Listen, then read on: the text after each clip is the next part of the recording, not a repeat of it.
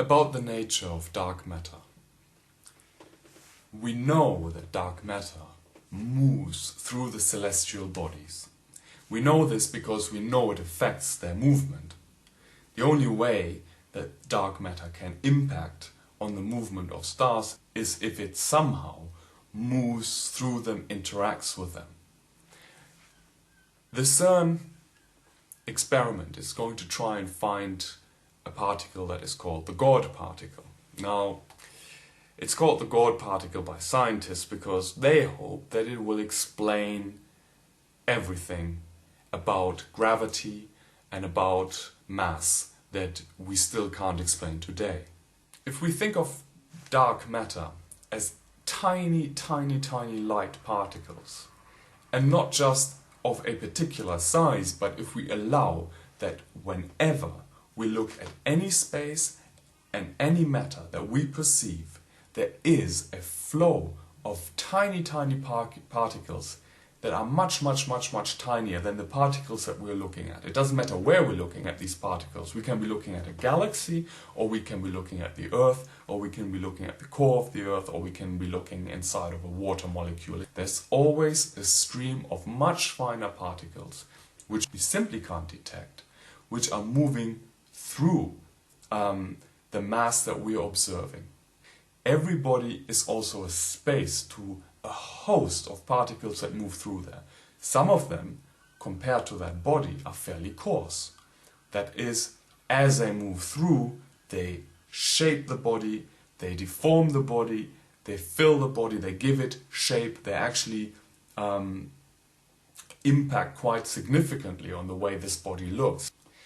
Some particles, however, are so small that although they flow through, they don't really seem to impact on the shape of the body or the integrity of the body, but they may give the body a certain spin, they may give it a certain movement, or for certain bodies to come together in a certain place rather than for them to be distributed evenly. Then there are particles which are so fine that they completely move through the bodies that we perceive. Whatever it is we're looking at, there are particles which are way beyond that reality. They're so fine that you just move straight through it. It is almost as though they don't have a connection. They do have a connection, but the connection is so much diluted via the realities between particles, between bigger and smaller particles, that ultimately the connection is hardly perceptible. A parallel universe is a physical reality which seems so remote from our reality that it almost seems as though it exists parallel to our universe without actually being linked to it. It is linked to it, and the link is dark matter. Let me give you an example. Look at our Earth. We think of the Earth as being a globe, a body of mass, and we accept that. We accept that it is made up of matter, and we look at the Sun and we look at it as a body of mass. What if the Earth and the Sun are not just bodies, but they are actually spaces which filter dark matter? If you have a celestial body like the Sun, its gravity pulls other celestial bodies to it. We need to find a way of using dark matter to explain the connection between the Earth and the Sun. Think of the Sun not as a solid body, but think of it as a filter. It is a massive space, a bit like a sponge. And because of its mass, it has a lot more surface to a tiny, tiny, tiny, tiny particle. The vast space between planets is traversed by these particles at great speed. So, using relativity, this particle would perceive the distance from, let's say, the Earth to the Sun as only a very tiny distance. However, the journey from the outside of the Sun to the core of the Sun, that's a massive distance. There's a lot of space to cover because every particle in itself presents a surface which attracts this particle. So it gets slowed down. The further the particle moves towards the core, the denser the space gets, the harder it gets for it to get through. Now, there are some particles which simply get stuck in the core of a planet. And there are other particles which are so fine, they get drawn in, and they get drawn into this tremendous space. And they are much more likely to be in a celestial body than to be out there in the vast emptiness. There they are accelerated at great speed.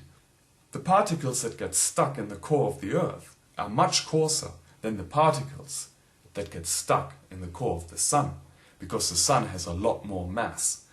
The mass of the Sun is determined by how many tiny particles are trying to push through the Sun, which get drawn deeper and deeper into a space which is denser and denser. They get drawn into there through suction. If you have a sponge and you put it on a puddle of water, the water gets sucked into the sponge. If we would unravel the sponge and look at its surface qualities, it would be as big as a football field.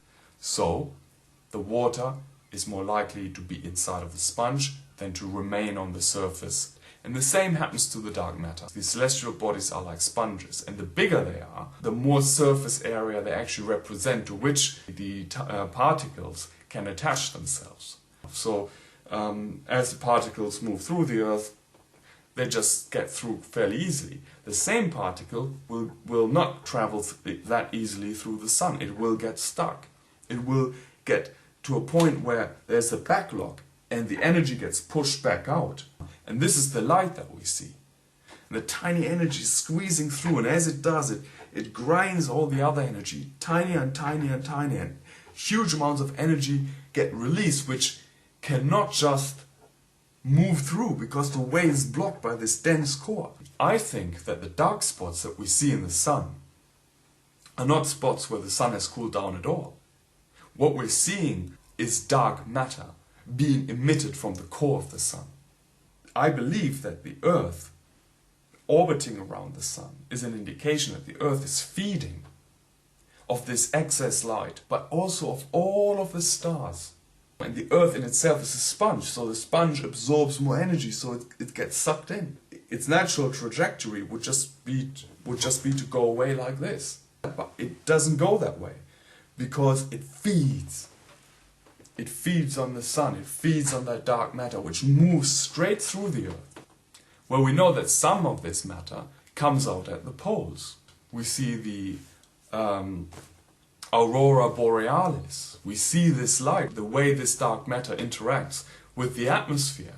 It affects the gravity of the Earth in that point, which means that it must be a massive amount of dark matter that leaves the Earth at the poles. The Earth is warm. We can detect this light energy that is able to capture the Moon. The Moon is able to feed off the Earth. The Earth is kind of like a mushroom. If all the matter, all the dark matter could suddenly just drain away, it would go whoop.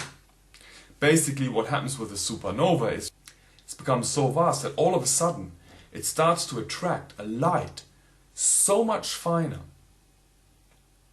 a particle so much finer, that its mass increases in a gigantic way. Now these coarser particles are just broken down completely. It becomes a porthole for a much denser, much finer particle. So at the core of every galaxy is a black hole. It's an incredibly dense space. It is so dense that we cannot see the light it emits. But it emits gigantic amounts of matter. All our celestial bodies are sponges to this energy. And they get sucked in.